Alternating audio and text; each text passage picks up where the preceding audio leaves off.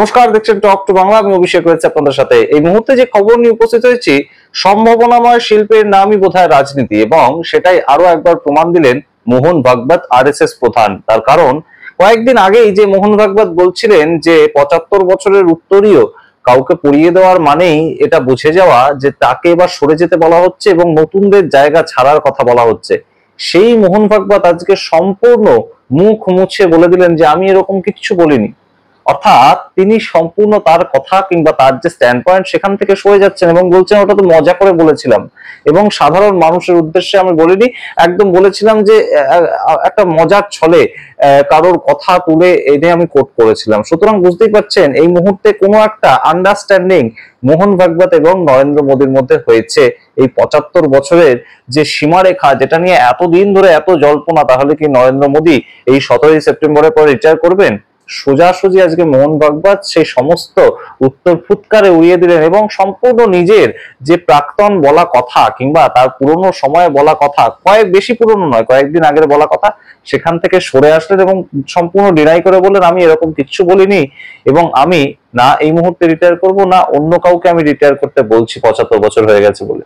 সুতরাং বুঝতেই পারছেন কোথাও গিয়ে এই মুহূর্তে কিন্তু বেশ খানিকটা মাখো মাখো সম্পর্ক বিজেপি এবং আরএসএস এর, এবং তার থেকেও আরেক ধাপ এগিয়ে গিয়েছেন মোহন ভাগবত, যেটাতে কিন্তু একটু খানিকটা খটকাও তৈরি হয়েছে। যে মোহন ভাগবত কয়েকদিন আগে শিবরাজ সিং চৌহানের সঙ্গে বৈঠক করলেন 45 মিনিট একান্তে, এবং তারপর আজকে যখন তাকে বিজেপির সর্বভারতীয় সভাপতি কে হবেন সেটা নিয়ে প্রশ্ন করা হলো, তিনি বললেন এটা যদি আমরা ঠিক করতাম তাহলে তো আমরা বহুদিন আগেই ঠিক করে ফেলতাম, এতদিন সময় লাগতো না।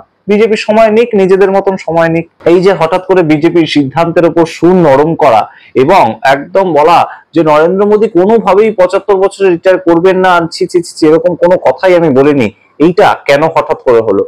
আপনাদের কি মনে হয়? সেই নিয়ে আজকে বিস্তারিত প্রতিবেদন। 15ই আগস্টে লালকেল্লা থেকে নরেন্দ্র মোদীর যা বক্তব্য ছিল আরএসএস এর প্রতি, সেটা কি কোথাও গিয়ে আজকের প্রেস কনফারেন্সে মোহন ভাগবতের গলা দিয়ে ঝরে ঝরে পড়লো? সেই সমস্তটা বলবো, ডিটেলস আলোচনা করবো। তার আগে অবশ্যই টক টু বাংলা ইউটিউব চ্যানেলটিকে সাবস্ক্রাইব করে দিন, এই ভিডিও শেষ অবধি দেখুন, স্কিপ না করে। আপনারা জানেন যে কয়েকদিন আগে থেকেই কিন্তু একটা জল্পনা উস্কে উঠেছিল যে নরেন্দ্র মোদী দেশের প্রধানমন্ত্রী এবং তিনি বিজেপিতে যেহেতু নেতা, সেহেতু বিজেপির তৈরি করা নিয়ম কিংবা তাদের তৈরি করা নিয়ম অনুযায়ী একদম 75 বছর হয়ে গেলে অ্যাক্টিভ পলিটিক্সে থাকা যাচ্ছে না, এবং সেই নিয়মটা আমরা দেখেছি বারংবার লাগু হয়েছে বিভিন্ন নেতার ক্ষেত্রে। মুরলী মনোহর যোশী, লালকৃষ্ণ আদবানি, সুমিত্রা মহাজন, বিভিন্ন বড় বড় নেতা, তাদেরকে একদম সাইডলাইন করে দেওয়া হয়েছে এই 75 বছরের যে সীমারেখা সেটার ভিত্তিতে। তার পরবর্তীতে এবার তো পালা এসেছে দেশের প্রধানমন্ত্রীর। 17 সেপ্টেম্বর তার 75 বছর পূর্ণ হয়ে যাবে, এবং অরবিন্দ কেজরিওয়াল 2024 সালেই বলেছিলেন যে সামনের বছর তো নরেন্দ্র মোদী রিটায়ার করবেন, তাই জন্য তিনি অমিত শাহের জন্য ভোট ক্যাম্পেইন করছেন। কিন্তু আসলে যে ঘটনাটা তেমন নয়। অমিত শাহ বারংবার বলেছেন এবং অন্যান্য বিজেপি নেতারাও বলেছেন যে 2029-এও একদম বিজেপির যে লোকসভায় মুখ হিসেবে থাকবেন সেটা নরেন্দ্র মোদী থাকবেন। কিন্তু আজকে মোহন ভাগবত যেভাবে বললেন এবং কোথাও গিয়ে তার যে বলা কথাটা সেটাকে পারলে মুছে দিতে চাইলেন, তিনি একদম আমতা আমতা করে বললেন যে আমি কখনো এরকম বলিনি, আমি কখনো বলিনি যে 75 হয়ে গেলে আমি রিটায়ার করব বা অন্য কেউ রিটায়ার করবে। শুনুন তো মোহন ভাগবত আগে কি বলছেন, তারপর আসছে এই নিয়ে বিস্তারিত। We all were there, all India Karyakartas, and he completed his 70 years. So our Sarkar Vivas Sheshadri ji, he gave him a shawl and asked him to say something. He was saying, no, there is no need to buy. This shawl also is not needed. But then he stood up and he said, you see, you might be feeling that you have felicitated me, but I know that when this shawl is given, it means that now your age is over. You please sit in a chair calmly and see what happens. ऐसा वो विटिसिज्म है उनका, उनके चरित्र का. His biography was inaugurated in Nagpur in English, and I was speaking there. I cited how witty he was. 3 or 4 incidences I told there. And Nagpur people have also seen him very closely, so they were enjoying it. I never said that I will retire or someone should retire.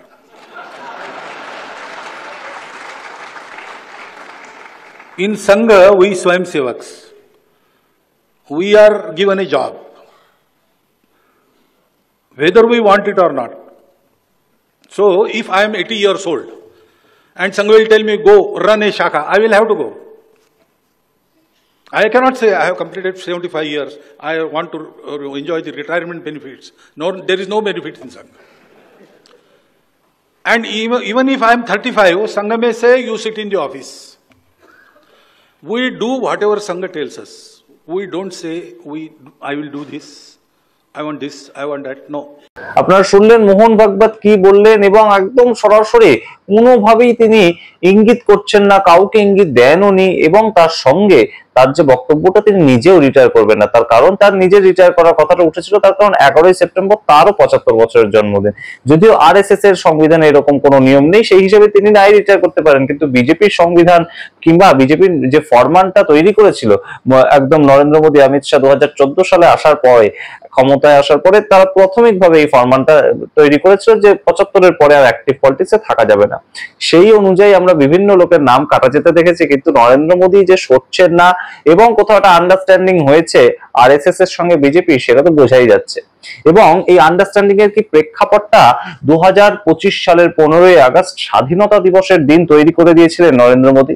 তার কারণ আপনারা মনে করে দেখুন যে বিগত কয়েক বছর ধরে নরেন্দ্র মোদী পরপর প্রত্যেক বছর যাচ্ছেন লালকেল্লায় গিয়ে একদম স্বাধীনতা পতাকা তিনি উদ্বোধন করছেন, আমাদের দেশের পতাকা, এবং সেই দিন স্বাধীনতা দিবস পালন করছেন। কিন্তু এবারে হঠাৎ করে আরএসএস একটা সংগঠন, একটা সংঘ, তাদের কথা কেন উল্লেখ করবে নরেন্দ্র মোদী?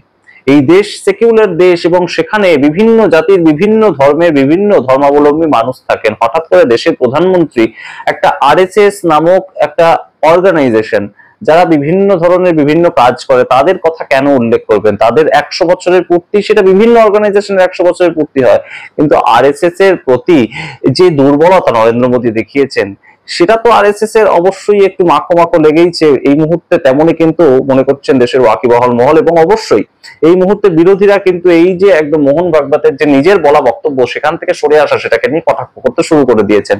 অন্যদিকে আরেকটা প্রসঙ্গ যেটা সবচেয়ে গুরুত্বপূর্ণ এই মুহূর্তে, জ্বলন্ত একটা বিষয়, তার কারণ সামনেই পরপর রাজ্যে ভোট রয়েছে। এই বছর শেষে বিহারে ভোট রয়েছে, সামনের বছর পশ্চিমবঙ্গ, তামিলনাড়ু, কেরালা, গোয়া, আসাম, প্রত্যেকটা রাজ্যে ভোট রয়েছে, এবং সেই রাজ্যগুলোতে ভোটের আগে বিজেপির সংগঠন কিন্তু মজবুত করতে হবে। তার কারণ বেশিরভাগ রাজ্য কিন্তু বিরোধীরা শাসন করছে, অর্থাৎ আইএনডিআই এর জোটের যে শিবির, তারা শাসন করছে।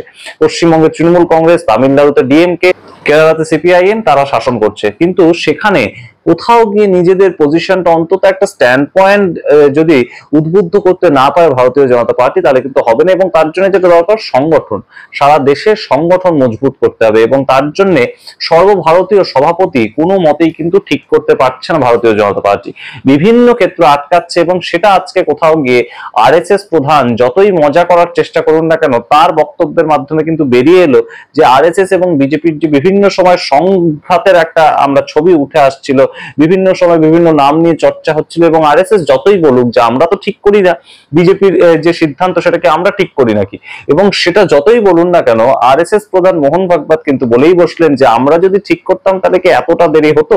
নিক, ওরা সময় নিক, যত ইচ্ছা সময় নিক, নিজেদের ইচ্ছা মতন ঠিক করুক। কি বলছেন মোহন ভাগবত আগে শুনুন, শুনলেই বুঝতে পারবেন যে কি ইঙ্গিত তিনি করতে চাইলেন। তারপর আসছে এ নিয়ে আবার বিস্তারিত। हम तय करते इतना समय लगता क्या?